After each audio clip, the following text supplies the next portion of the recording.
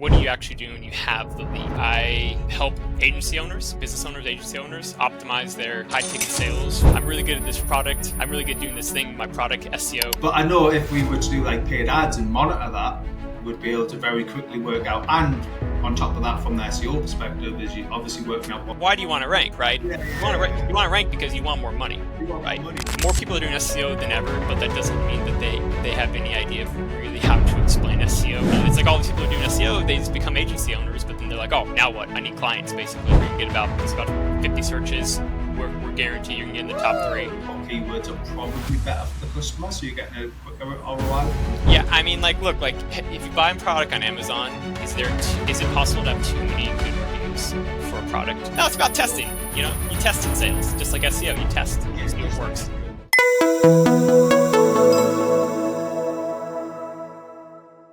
Hi guys, it's Karl from Searcharoo here, and I'm joined today with Jacob Bushmaker. Jacob and I met back last year in Vietnam, I believe. Saigon, SEO. Saigon, yeah. Oh, this year. Sorry, That's right. I'm already into next year. It's this year. Yeah, so this year, Mads' conference, Saigon, was a great conference, and there was like a quick fire mastermind round, and this is where we met together, Jacob and I. So what we're going to do, it's a little bit of a different style today. It's going to be more of an interview stroke. Jacob going into a few elements on how to help you guys as agency owners sell SEO services. So Jacob, I think it's a good way to start would be to introduce yourself. Obviously, Jacob Bushmaker, you know, how did you get into SEO? What do you do? Give us a bit of background. Yeah, sure. I mean, I think like a lot of SEO people, you know, I kind of just fell into it, right? I mean, I posted a blog, had a personal travel blog, you know, I was big into rock climbing. I'm like, oh, someone's like, you should do a blog. All right, so I'll do a blog. And it's like, well, how do I get this thing to appear? How do I start getting searches? Well, then you got to do the H2s, you got to do this, you got to do the slugs, you know, and then one thing led to another. All of a sudden, I kind of started getting into SEO, and that, you know, was the nice gateway drug, got into affiliate SEO, that type of stuff, which was I was pretty focused on for a while now. That actually has taken a bit of the backseat since the helpful content updates and all that good stuff. I haven't been doing it as much, to be honest. But luckily, it never was my main form of income. You know, basically over the last, I'd say nearly 10 years now, probably 7 or 8 years. I've been working in high ticket sales, basically doing virtual sales for marketing. Yeah, so yeah, basically been doing that, you know, started off making cold calls. I pulled this stat together for this interview because it's kind of a flex stat. I made over, I made over 72,937 cold calls before I stopped counting. And that's when I stopped counting. So it's like well over 100,000. So basically, I just used to bang the phones all day, and then I do affiliate SEO, and then I would just do affiliate SEO when I got off, right? Yeah, and so to like train teams and things on how to do that, or are you just more it's quite a hard skill, I'd imagine, to train, right? To train how to do cold calling. Yes. Yeah, I mean it's a skill. Like it needs to be it needs to be trained. Couldn't do that shit. Yeah. Chance. Yeah, I mean it's brutal. Like I don't want to do it again. You know, like I did it.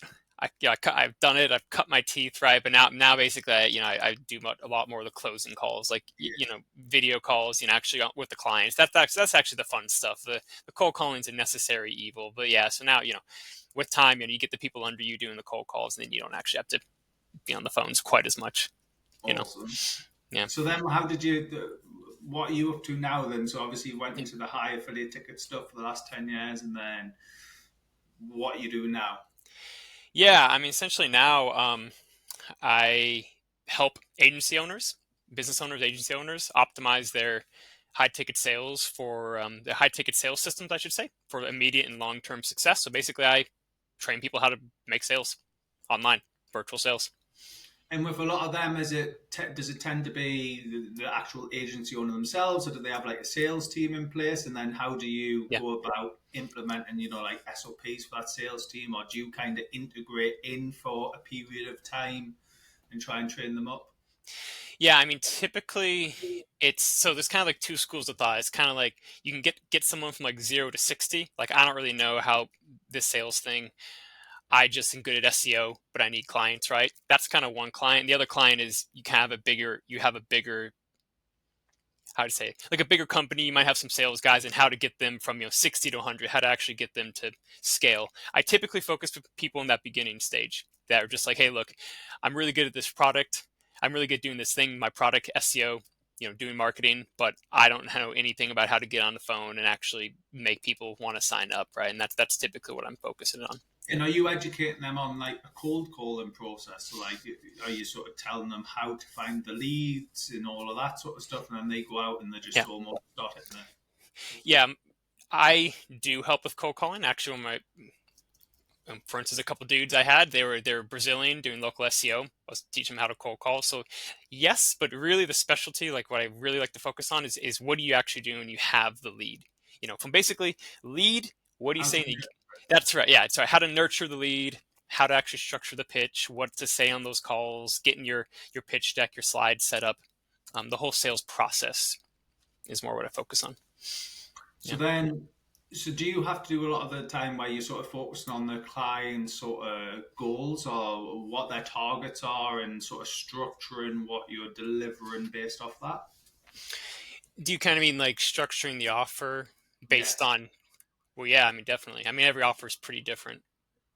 Yeah, yeah, Even despite it being obviously SEO is quite a niche market, right? But each client that you seem to work with does seem to have their own little slant. yeah. I mean, I think that's important, because not everyone's going to do. The principles are the same, right? It's always kind of the same principles. It's what You are you want going to to do? rank. Yeah, yeah, yeah. That's right. Well, you want to no, you want to rank, but why do you want to rank, right? Yeah, You want to rank. yeah. You want to rank because you want more money, You want more right? money. Yeah, That's making right. more money. That's right. That's right. It's you are trying to explain why SEO is the best choice to make you more money. That's Yeah. basically what you're trying to do. So yeah, I mean it's the same principles, but you do want to add your own flavor into it, and like certain things like how you structure a guarantee, your terms, contract terms, your pricing, all these types of things obviously would change from agency. But in general, it's the same. It's the same concepts that you Do do you again and find again. that it's changed more in that obviously as SEO is becoming more and more of a common theme in marketing? Like versus 10 years ago, where probably no one no one really knew what SEO is. Now you can probably go out for a meal and there's maybe 10 SEOs in the room, right? Um, In Chiang do you Mai, yeah. find it's changed? Do you find that's changed and made your job a little bit easier? Almost because like if you're teaching a company say how to cold call, they're cold calling a company who might have already got experience with SEO or have an Mhm. in-house team or something of that nature.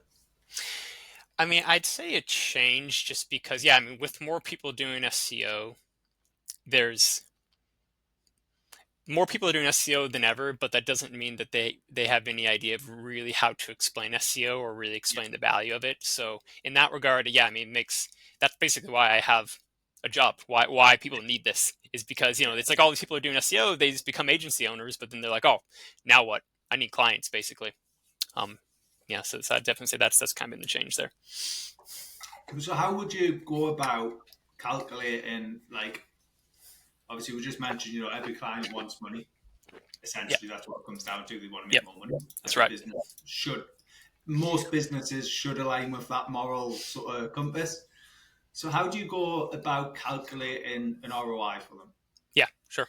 So this is actually something that it really comes down to this. Like essentially, when when someone wants to talk to you, they're like, "Oh, look, I need SEO services." What they really want to know is how much money do I give you, and how much money do I get back, roughly.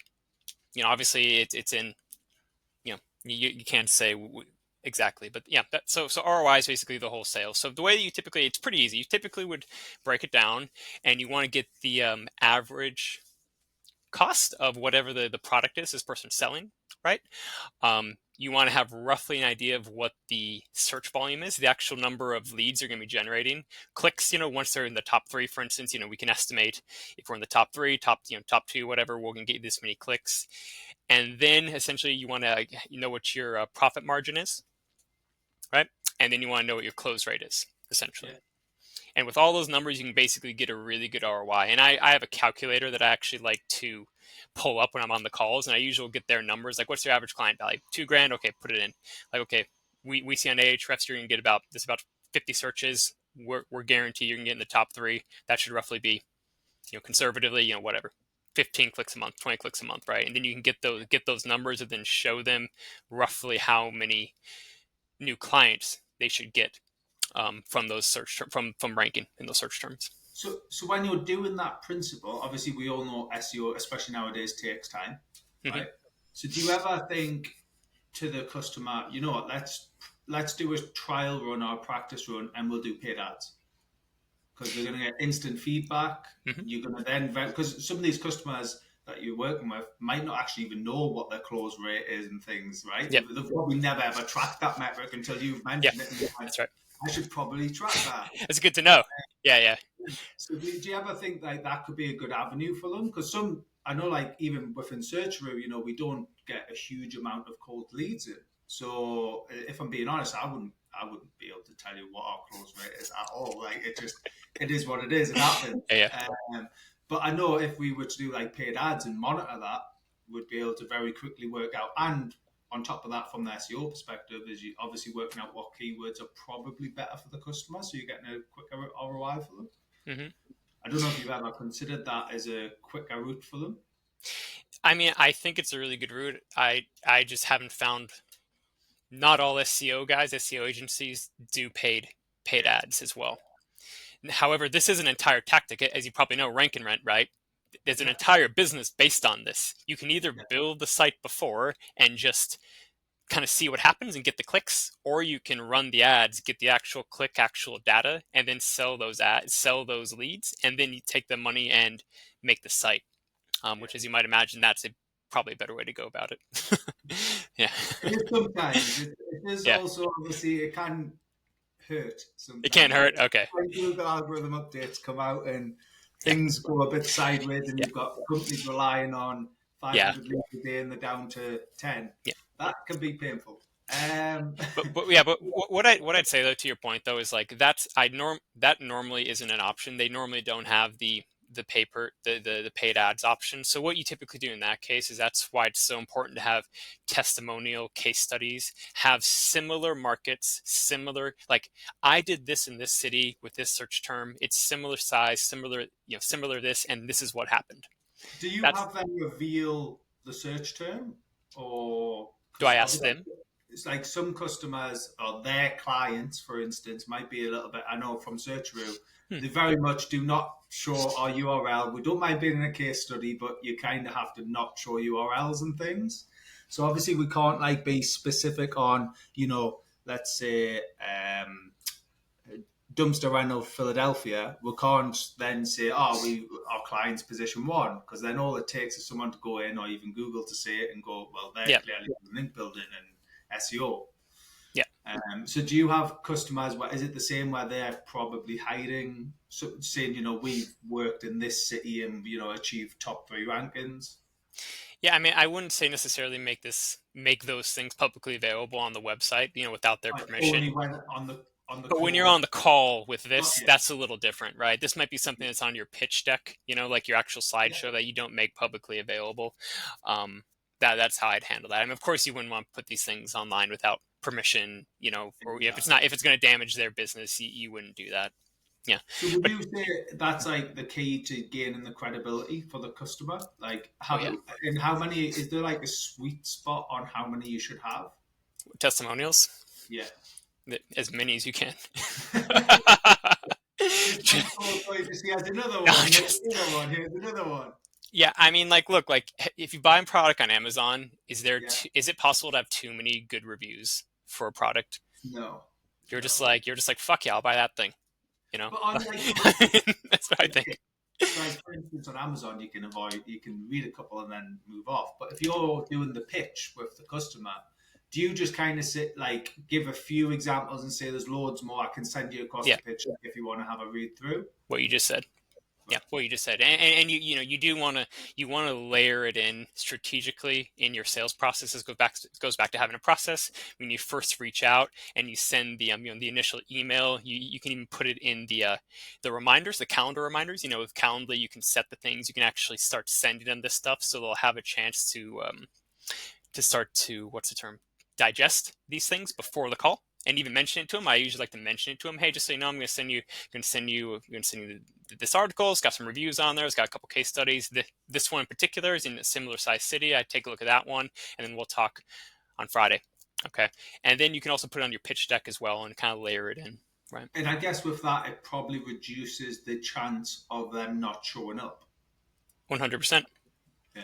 It's And all related. It's all do related. you have anything where like I know they do on Calendar like a double confirm sort of thing. So it might email them the day before and just say, please reconfirm that you're attending tomorrow to try and stop that drop off, or do you just Huh. assume that it's going to be all right? I've never done that before. Um, but I find when you do, if you're doing what I'm saying, it's the drop off's pretty low, right? If you send a couple reminders, if they're Yeah. interested, they'll show up. And do Then, you text yeah, and email or yeah, yeah. whatever is there? Text, email, social media, just send it all. Well, like anything, there's a fine line. There's a fine line between, we did test this. Like, I tested this one time. I did 3 text messages and 3 emails, three, and people started getting pissed off, as you might imagine. So I did test it once, and so don't do that. I found the sweet spot is 2 email reminders and 1 text message reminder. And And is the text the last one like the day before or? yeah, the text is like a couple hours before, something like that. Yeah, you typically would stagger them a little bit.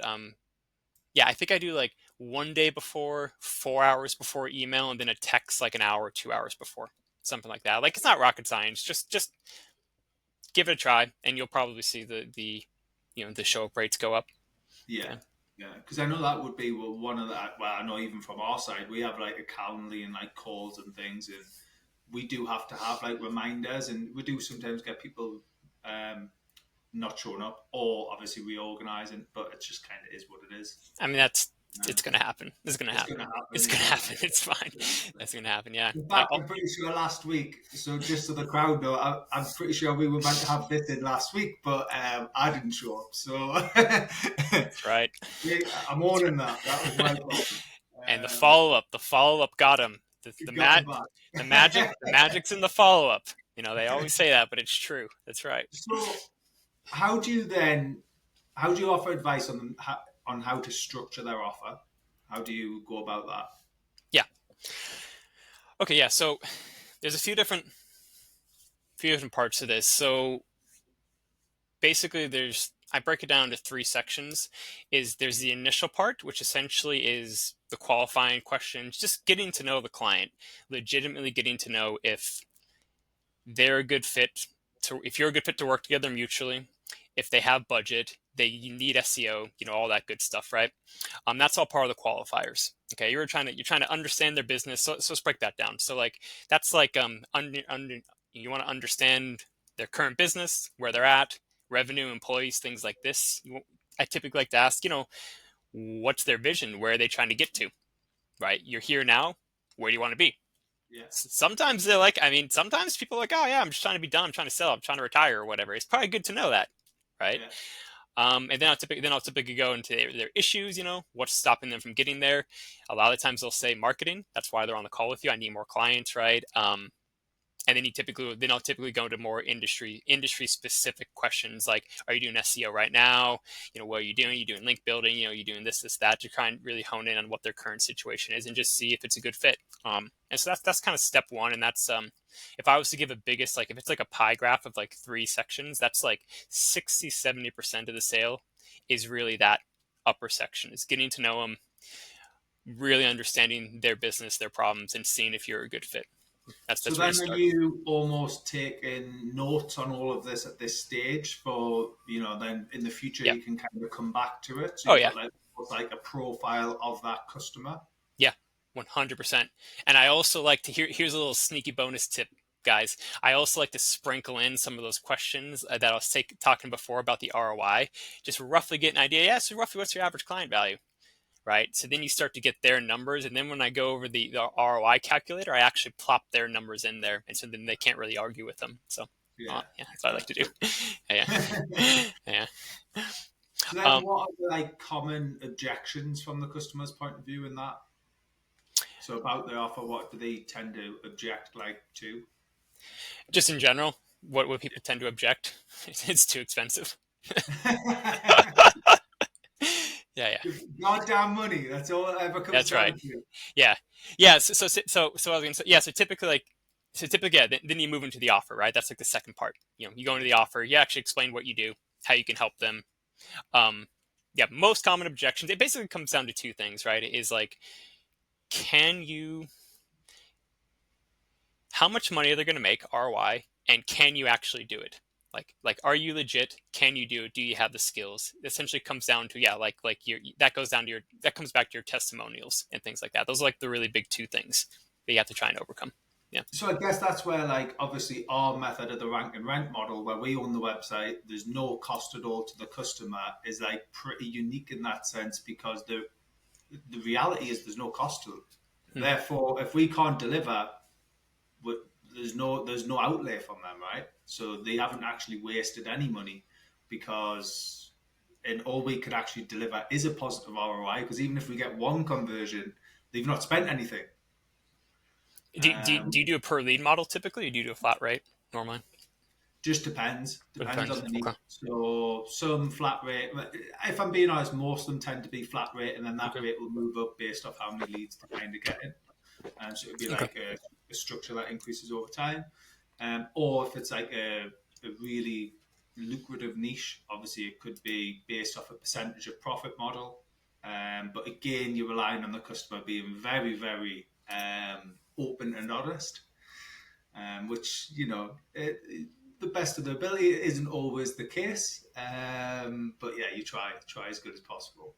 So then, how do you, on sort of the offer, how are you qualifying the questions? Like, well, what sort of questions are you asking, mentioning, understanding? Yeah. When I'm just getting the call started, I usually try and understand a couple things. Like I was saying, that's what I was talking about before. Understanding their business, what they do, Yeah, where they're currently at, revenue, employees, where they're trying to get to, what's stopping them from getting there, and then I like to get into specifics of what you're actually doing right now for marketing, right? What are you doing for SEO? What's your backlink stuff? What type of support are you after? That's always a really good question. Like, are you looking for done for you, done with you? I show you how to do it, or do you actually want to do it yourself? These are good things to ask on the front end. Um, yeah, and just in general, like, I mean, what prompted you to hop on the call? I mean, like, why are you looking for SEO help right now? do you Right? ever do pre-qualifying questions at the front end, so you're getting some of these problems off them initially, or is it just more, because sometimes that can cause a few barriers to getting them in the door, right? So have you tested that? Which one works better? Or Do you mean having like a type form or something, kind of weeding yeah, some people and out? then having them Yeah, answer like a bunch of questions first, so you can try and understand the problems before you've even went on the call, yeah, type thing.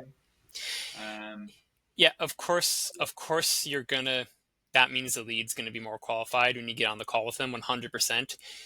But if you're dying for clients and you don't have an abundance of leads calling you, you gotta realize that the more steps you put, the lower your conversion rate well, goes down. So, like, in general, if you need clients, I would just get them on the line and see what's going on. You can get so much information. You can get so much information just almost being on a just call with open someone. the catch the net, cast the net wide, and then in time, when you've got That's too right. many clients coming in, Yeah, maybe start that's right. redefining. But in the first initial stages, obviously, just cast it as wide as you can. Yeah, I mean, that's what I would do if I was struggling for clients. But of course, if I had too much and I was turning people away, just just keep making that filter tougher and keep raising your prices. Yeah, And would be the other extreme of that. You know. yeah. Well, Yeah. I know that often we've done that in a few local businesses where some of them are getting too much business in, and obviously starting to struggle to scale with that as well. And then we've even suggested, well, up your price. Oh, but they'll not pay it. Well, they Who will. cares? Who cares? As we said, Yeah. someone will pay it, up your price, and then they up the margin by like 30%, and all of a sudden they're not actually losing any more leads. It's like, well, great, up the price again. Yeah.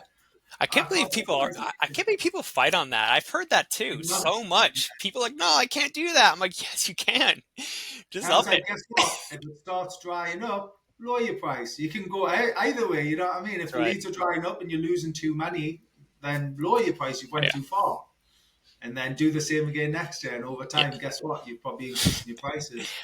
And there's also a lot of psychology of people value things that are expensive. So if you come in and your price is a third, they're going to think the value of your service is a third a lot of the time. So you would actually be amazed when you raise your price, how sometimes your conversion rate goes up. It's pretty absurd. So yeah, just do it. See what happens. It's all about testing. No, it's about testing. You test in sales, just like SEO. You test. You Yeah, see what just like works. SEO. Yeah, Yeah. yeah, So, okay, you've structured your offer. You've went into the call. You understand all the pain points. You think you've got a pretty good idea, of the customer it's and a all good that on fit. the call. Yeah, What do you do now? How do yeah, you turn it around from all the pain points? How are you explaining sure. what you can sell them? Yeah, definitely. Okay, so then typically, so you've been talking, and sometimes I've been on the phone. It just depends, but sometimes it's been 20, 30 minutes, and I'm just getting to know the client. Now that depends on the industry what you're selling, but then you move on to you. Basically, what can you do? How can you remove those pain points? How can you get them from where they are to where they want to go? Right.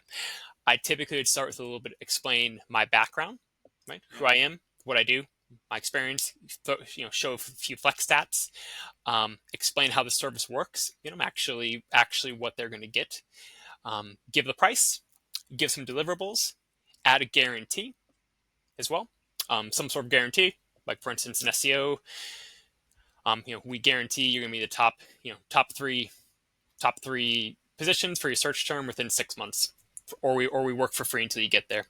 Right, that's what one of my clients runs. It works really well for them. Typically, I want to add some scarcity or urgency as well.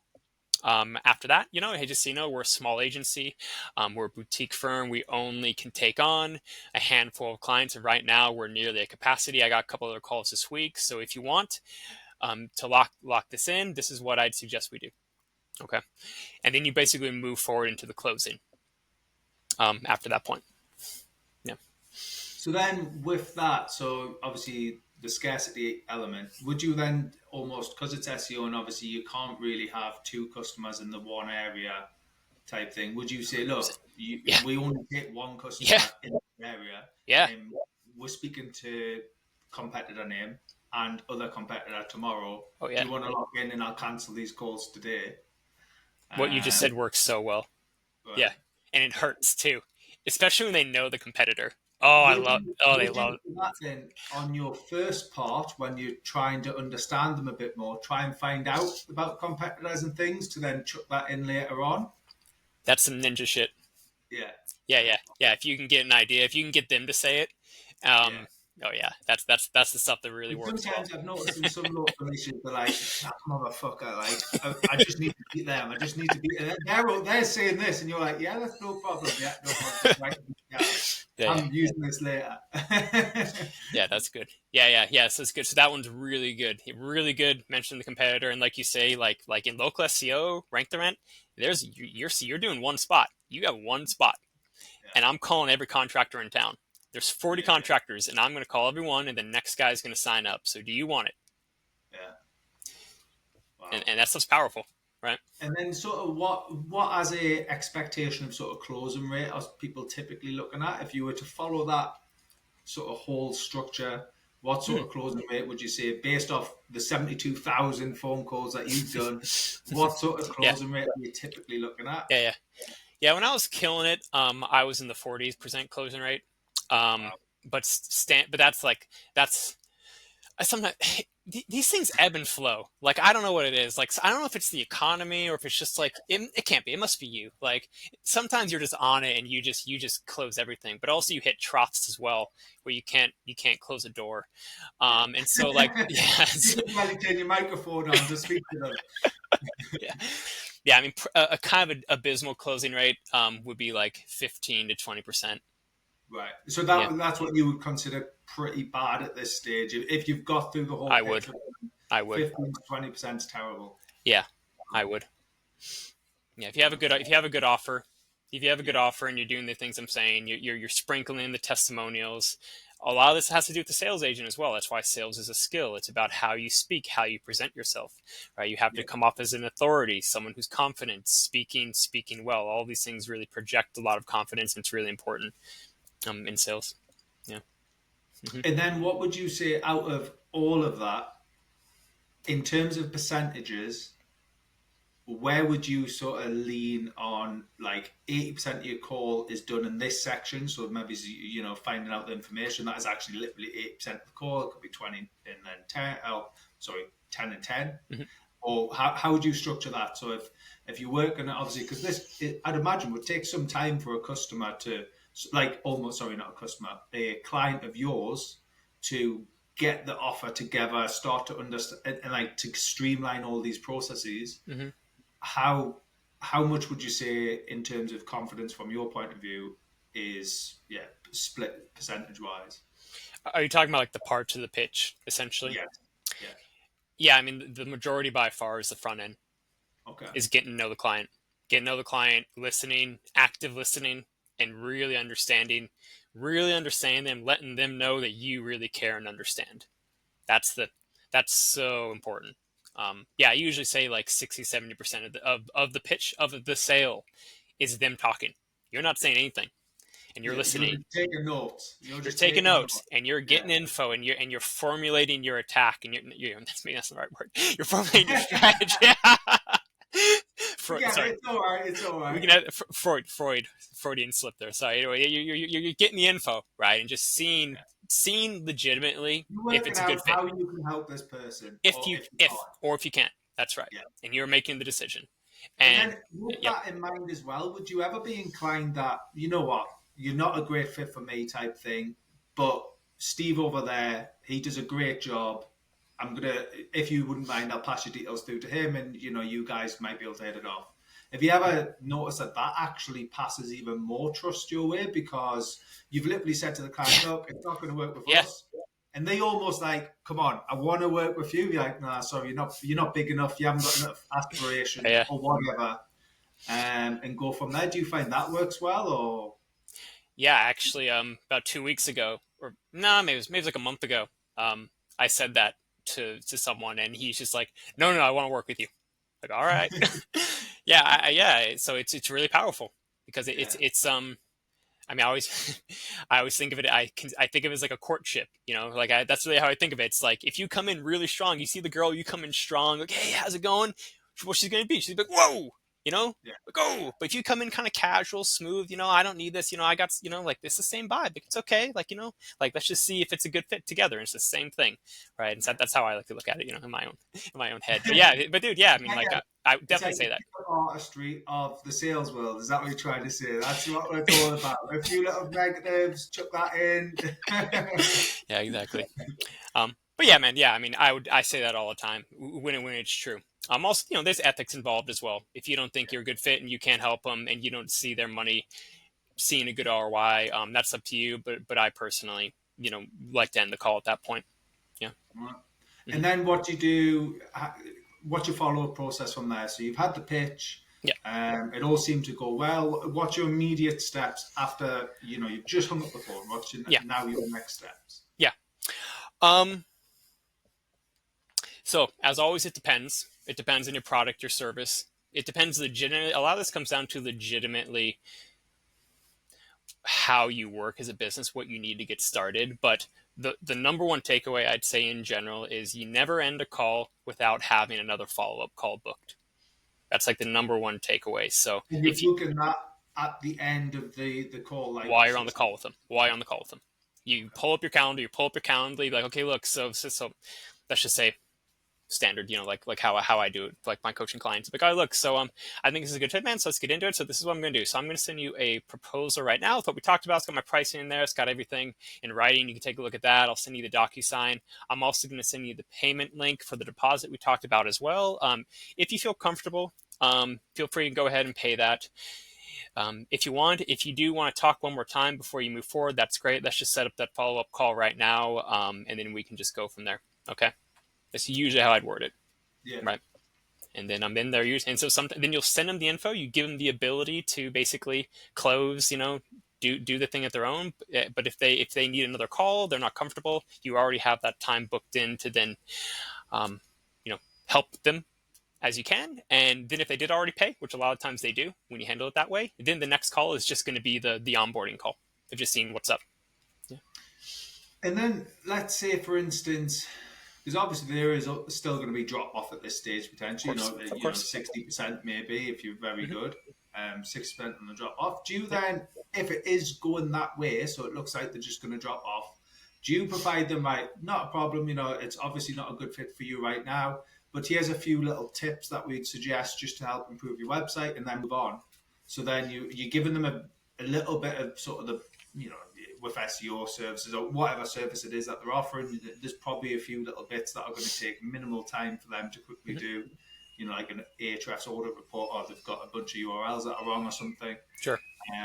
Do you tend to try and advise that because it always keeps that lead open for the future, or do you kind of just say move on? They're probably not going to be a customer.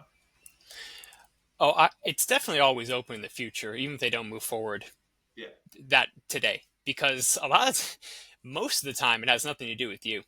yeah, To be honest, you think it feels really personal, but usually it's just because they have bills to pay, right? They have this, they have that, right? They have other things they're that's going on. And so what you described, I've actually never done it to where like I've sent like a PDF, like some more value, but I think that's a great idea. And that would be a really good way to handle it. Yeah. I mean, always keep the door open. And at the very least, if they say, hey, just right now, I just can't do it, typically it comes down to money. I just can't come up with a couple grand a month for this retainer. I mean, it's just like, yeah, dude, that's totally fine. I get it. 2 grand a month is a lot for a lot of people. It'd be a lot for me too. Would it be better if I circle back around in 3 to 6 months? And they're usually like, yeah, sure. And then or then you even with then you got the that, what you permission. could probably do is you could have Yeah, like a little snag list. Because let's face it, you know, we've all been in SEO for so long now. There's a bunch of charlatans out there who don't do SEO but charge you for it. There's a bunch of agencies that do that as well. They kind of just give you a nice glossy report and they're not really doing anything. sure. So you could, as part of your pitch, kind of go, unfortunately, it hasn't happened, but here's a list. If you are speaking to others, here's a list of things that I would just be wary of when it comes to SEO. They should be mentioning link building, they should be doing content strategies, content pruning, all of these sort of Yeah. things. If they're not mentioning these, I would stay away.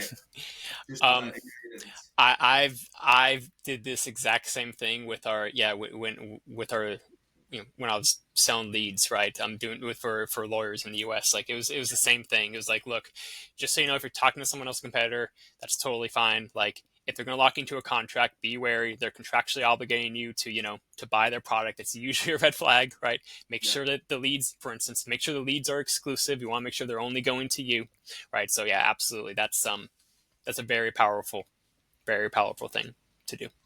Right.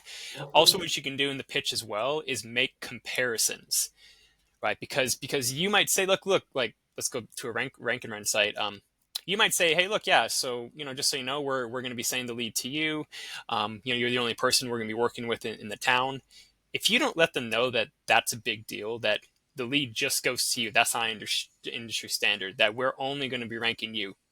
I could sell 3 slots. There's yeah. top 3 slots. I could sell all 3 if I want. I'm just going to sell to you. If you don't let them know that, they don't have that kind of framework that it's a big deal. So those are good things to kind of sprinkle in as you're going around. Yeah. And then do you do much with, obviously it's going to be client specific, so I guess it probably doesn't matter to you, but like the GMB side, because obviously I know if especially in local stuff, GMBs are pretty important, right? So do you have it where you're working with the customer and you're then building up their own GMB, or are you trying to do it where you kind of build your own and sell the leads that way, or is that just very specific to whatever the customer is? I mean, that just depends on the client, where they are and what they're Yeah, doing, right? But it goes down to the same thing. Like yeah, here's just in general, like zooming back out, customers don't actually care about SEO no, in general.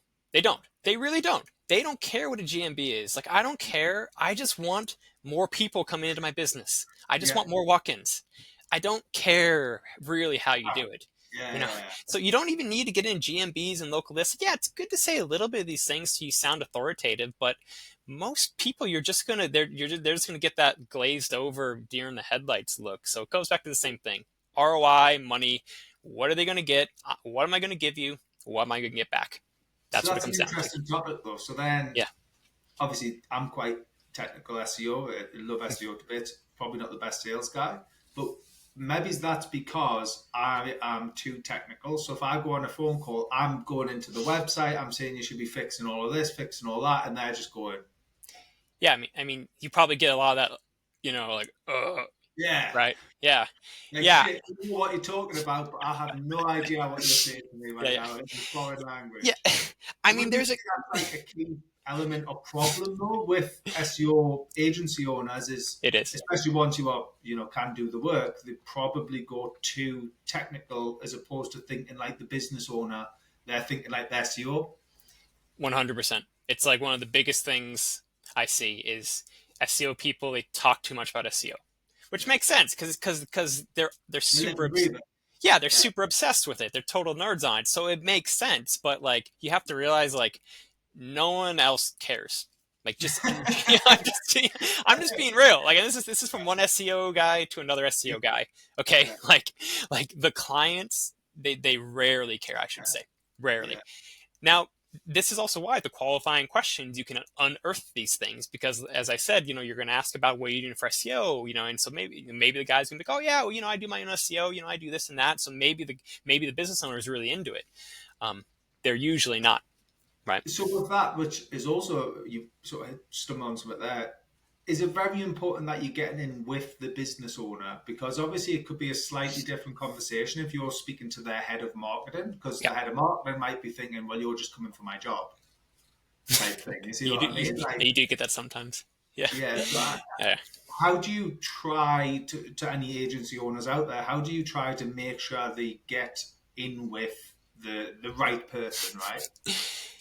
So like anything, it depends. There's Yeah. no right answer. There's no 100% right answer every time.